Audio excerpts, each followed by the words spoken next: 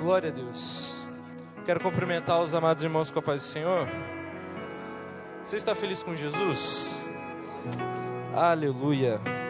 Queria convidar os irmãos, aproveitando que estão de pé, a abrir as vossas Bíblias no livro de Salmos, capítulo de número 1 e o versículo de número 1. Livro de Salmos, capítulo de número 1, versículo de número 1. Para ganhar tempo eu já vou começar a leitura. Quem não achou, olha no telão e vamos ler todo mundo junto. A Bíblia diz assim: Bem-aventurado o homem que não anda segundo o conselho dos ímpios, nem se detém no caminho dos pecadores, nem se assenta na roda dos escarnecedores. Até aqui. Podem tomar os assentos. Esses dias o pastor Davi estava ministrando um culto de terça, que foi maravilhoso, foi muito forte. E enquanto o pastor estava ministrando, o Espírito Santo começou a me trazer outra palavra dentro do mesmo texto, do mesmo versículo, especialmente esse versículo de número 1. E Deus começou a falar muito comigo nesse texto. E a pergunta inicial que eu queria fazer aqui, eu vou tentar ser bem breve, bem rápido, quando a gente fala de bem-aventurança, tanto no Antigo Testamento quanto no Novo Testamento, ser bem-aventurado, a palavra bem-aventurado é feliz é. Esse é o significado, feliz é. No caso aqui, feliz é aquele que não, e aí começa a colocar os pontos ali, né? Da mesma coisa acontece no Sermão do Monte, feliz é aquele, e aí Jesus vai falando. E a pergunta não é quem quer ser feliz, porque quem não quer ser feliz? Todos nós queremos ser felizes, não é mesmo? Todo mundo quer ser feliz. Hoje em dia uma das coisas mais questionadas, mais perguntadas é como ser feliz. Seja o rico que tem tudo, mas é vazio. Seja aquele que não tem nada e muitas das vezes vive uma vida infeliz também. A pergunta não é quem quer ser feliz, mas é o que de fato é felicidade. E eu primeiro queria dizer o que não é. Felicidade não é, meus irmãos, algo momentâneo. Não é um sentimento. Não é estar alegre em um momento. Não, felicidade é além disso. Felicidade, ela não é circunstancial. Ela não depende de circunstâncias. Não é algo que me faz ser feliz. Não são coisas, não são pessoas, não são coisas que passam. Não é algo momentâneo. Não é algo circunstancial. Felicidade, meu irmão, é um estado de espírito. É aquela pessoa que está tudo dando errado na vida dela, pastor. Mas você vai perguntar para ela, como é que você está? Ela fala, eu estou bem, porque eu confio no meu Senhor. Isso é felicidade. Felicidade não está pautada nas coisas dessa terra. Ser feliz de verdade é estar com o coração descansando em Deus. É entender o que Salmos vai dizer para nós em vários momentos, que Deus, Ele é o nosso refúgio, a nossa fortaleza, o nosso lugar seguro. Ele é. E quando nós entendemos isso, o nosso coração está nele, aí nós aprendemos a ser felizes, independente das circunstâncias. Só que a palavra que o Senhor começou a ministrar no meu coração naquele dia, depois da tua palavra, pastor, foi que não é essa a mensagem que o mundo prega. A mensagem que o mundo prega é justamente o contrário. O mundo diz a felicidade é circunstancial. E aí eu entro no primeiro ponto e eu queria falar em rápidas palavras 3 níveis. 3 níveis que esse texto nos mostra, esse versículo nos mostra.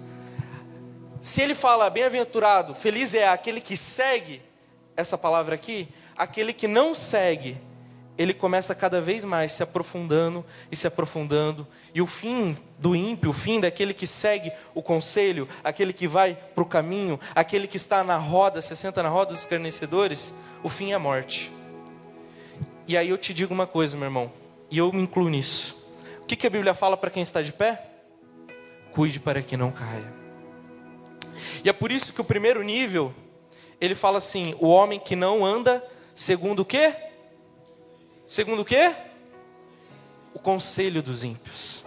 Sabe, meus irmãos, às vezes a gente está na igreja, a gente está ouvindo o evangelho, a gente está ouvindo a palavra de ensino na terça, o culto de manhã, a EBD, a gente está ouvindo o evangelho, mas parece que em alguns dias a nossa mente está tão corrida da semana que entra por um ouvido e sai pelo outro, e quando a gente menos espera, há tanta distração, há tanta coisa sendo passada na nossa frente, nos nossos ouvidos, a gente escuta, a gente assiste, a gente muitas das vezes no celular, na televisão, em tantos lugares, e a gente começa a escutar o conselho dos ímpios, a gente começa a escutar o conselho que o mundo dá. Não, você tem que se amar, e não está errado, só que o se amar que o mundo traz, a gente estava falando isso hoje com os adolescentes, é egoísmo. Não é se amar, não é amor próprio, é se ame ao ponto de que não importa o que você tem que fazer para ser feliz, apenas faça. Se tiver que passar por cima de alguém, faça. Se tiver que trair a sua esposa, faça. Se tiver que roubar, faça. Se tiver que passar por cima de alguém no teu trabalho, faça. Porque o que importa é você ser feliz. Sabe qual que é o conselho? De quem que é esse conselho? Do diabo, meu irmão. E é tão sutil, é tão pequeno, muitas das vezes é um sussurro, é um conselho. Ele não vai chegar com um chifre, aquele rabo, aquele tridente que nem a gente vê por aí em filmes e desenhos, não. Ele vai chegar de uma forma bonita, ele vai chegar de um jeito falando para você, não, essa tua esposa, meu amigo, não, ela não te dá atenção, ela não, você tem que, olha a fulana. A mesma coisa para a mulher, não, teu marido só trabalha, ele não passa tempo com você, olha ciclano, é um conselho, é algo sutil. E o problema é quando nós paramos para ouvir, porque o tempo todo está acontecendo, o ruído do mundo está acontecendo todo o tempo, a gente vai trabalhar, a gente vai para a faculdade, e a gente está sendo bombardeado o tempo inteiro, e a pergunta que eu te faço, meu irmão, é, que conselho você está ouvindo? Será que é o conselho divino, o conselho dos céus, o Espírito Santo falando ao meu e ao seu coração, o conselho da palavra, os mandamentos da palavra, ou a gente está ouvindo os conselhos do mundo?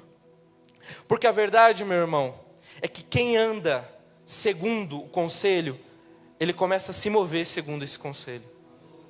Ele já não se move mais pela palavra, pelo que está escrito, ele começa a se mover pelos seus desejos.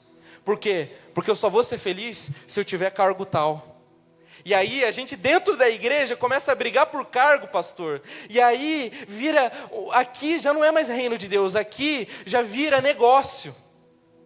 Agora eu já não vou mais pregar simplesmente porque eu amo a Deus e porque eu amo a palavra e a igreja. Eu vou pregar para quem me dá mais. Eu cobro para pregar daí. E aí eu já não estou pregando mais por ministério, eu estou pregando pelo dinheiro. O conselho está aqui, ó. Por que você não cobra para pregar? Todo mundo faz isso. E aí o que acontece? Começa a ouvir o conselho. E aí quando desce para o coração, vira prática. E aí a gente começa. É sutil, é pequeno, é uma pedra. Não é uma rocha. Não, é uma pedrinha no teu caminho. Só que aí a gente tropeça aqui, tropeça ali. E aí vai indo. E sabe, meus irmãos, não é apenas andar. É se mover por aquilo, é sobre um estilo de vida. E agora o meu estilo de vida já não é mais ser cristão, não é mais ser como Jesus, mas é ser como o mundo. De uma fonte, a Bíblia fala, não pode jorrar 2 tipos de água, 2 rios diferentes. Não dá para um momento eu estar orando, lendo a Bíblia, e de repente, falando besteira no serviço, olhando as irmãs passando na frente da praia. Não dá, irmão. Ou a gente é de um jeito ou a gente é de outro, não tem como. Mas a gente escuta o conselho e vai indo. É se mover buscando sentido, propósito onde não há. É o conselho dos ímpios que promete, através das circunstâncias, felicidade, mas é uma falsa felicidade. E a Bíblia fala em Provérbios que há caminho para o homem que parece bom, mas o seu fim é a morte. Eu vou correr que eu já estou terminando. Segundo ponto, segundo nível, a pessoa vai ouvindo o conselho e ela vai se aprofundando. Uma coisa, meu irmão, é você ouvir o conselho uma vez e ceder. Pequei. Quem não pecou, irmão? Quem de nós aqui alguma vez não ouviu o conselho e parece que faz sentido? E aí foi lá e quebrou a cara. E aí foi lá e viu que aquilo só te afastou de Deus. Só que o problema é quando a gente vai ouvindo o conselho, vai ouvindo o conselho dos ímpios. E uma coisa é ouvir e ceder, outra coisa é estar no caminho. É quando eu já não estou apenas ouvindo, mas eu estou começando a mudar a direção. Eu estou começando a mudar a rota. E agora aquilo que antes era apenas uma queda, aquilo que era apenas, às vezes um deslize, começa a se tornar algo recorrente, se torna uma prática. E eu começo a me acostumar. Aquilo que era apenas uma queda, meu irmão, virou um hábito, virou rotina. E a voz do Espírito começa a ficar tão longe que eu escuto apenas um sussurro. E talvez, meu irmão, tomara que não. Eu aprendi com o pastor Júlio que tem 2 tipos de palavra: a corretiva e a preventiva. Eu não sei qual que é o caminho que você está, eu não sei como você está hoje. Eu espero que para todos nós seja apenas preventiva, para que a gente não caia. Mas se você estiver aí, meu irmão, acorde. Vamos acordar, igreja. Porque o mundo, o diabo, ele não brinca de ser diabo. O inimigo das nossas almas, ele não brinca. E quando a gente menos espera, a gente está como Sansão. O que a Bíblia diz de Sansão? Que ele se levantou como das outras vezes, mas ele não percebeu o quê? Que o Espírito já havia se retirado. A voz começou a ficar tão longe, que chegou um momento que a gente já nem escuta mais. Às vezes a gente sente forte no nosso coração: não veja isso, não assista isso, não faça isso. E a gente vai ignorando, e chega um momento que parece que se cala. Mas não é que se calou, mas é que a gente já está tão longe, o ouvido já está tão abafado, que a gente não escuta mais. Mas eu tenho uma palavra para você. Assim como na parábola do filho pródigo, Jesus fala, quando o filho, mesmo estando longe, ele cai em si, ele se arrepende. Ele até começa a voltar, mas sabe o que a Bíblia mostra para a gente, se você ler com atenção? Não é o filho que volta para casa, porque o texto diz: enquanto ele ainda estava longe. O que acontece? O pai, que estava ali esperando o filho, ele estava esperando o filho, ele estava ali olhando e falando: ele vai voltar, porque eu paguei um alto preço por ele vai voltar, e quando ele voltar, e aí ele começa a ver o filho voltando, ele caindo em si, se arrependendo. O texto diz: o pai corre ao encontro do filho. O pai corre ao encontro do filho, ele abraça o filho, ele beija o filho, mesmo ele fedendo. Por quê? Porque não importa o que você fez, não importa o teu passado, não importa a situação que você esteja agora, a graça ela é suficiente, meu irmão, para salvar a tua vida, para purificar a sua vida, para lavar você e te transformar, meu irmão. A graça de Cristo é suficiente, o sangue de Cristo é suficiente, meu irmão. E o Pai está de braços abertos para mim e para você nessa noite. E o terceiro, e aqui eu encerro: nem se assenta na roda dos escarnecedores. Ah, meu irmão, se estar no caminho, se primeiro ouvir o conselho, já é ruim. Estar no caminho é se acostumar. Assentar na roda é permanecer, é fazer morada. E meu irmão, já não é mais uma ação recorrente, é um hábito. E sabe de uma coisa? Hábito gera habitação. Porque padrão de pensamento modela comportamento. Comportamento autoriza intervenção espiritual. Sabe qual que é a brecha que você abre para o diabo entrar na tua casa? Muitas das vezes não é uma música, muitas das vezes não é um filme que você olha e fala: nossa, tem um monstro. Não, às vezes não é isso, irmão. Porque o bem e o mal existe. E a gente tem que entender isso. E às vezes um filme representa o bem e o mal, e a gente olha e fala: é o diabo está entrando na casa de fulano. Mas a gente não vê que o diabo muitas das vezes está entrando através de pecados, através de coisas que a gente esconde. Às vezes coisas que esconde do cônjuge, às vezes aqueles pecados de estimação. E aí a gente vai se acostumando, a gente vai dando legalidade, e de repente quando a gente vê, a gente está aqui no culto pedindo oração para o pastor, porque tem algo que a gente não consegue vencer. Por quê? Porque a gente foi dando legalidade. Irmão, hábito gera habitação. Me diga quais são os seus hábitos e eu te direi quem habita em você. Se o Espírito Santo de Deus habita em nós, a casa tem que estar limpa, meu irmão. Se o Espírito Santo habita em nós, a nossa casa tem que ser um ambiente onde Ele queira habitar, onde Ele se sinta à vontade. Espírito Santo, quer mudar as coisas de lugar? Mude. Por quê? Porque você não é um visitante. Eu quero que você habite. Nós queremos que o Espírito Santo habite, sejamos habitação. Porque deixa eu te dizer uma coisa, meu irmão. A roda de escarnecedores é comunhão com demônios. Quando nós aceitamos entrar numa roda e conversa com ímpios e falando só aquilo que fere o evangelho, a gente não está falando só com pessoas, a gente está sentando numa roda de demônios. E a gente começa a compactuar com demônios.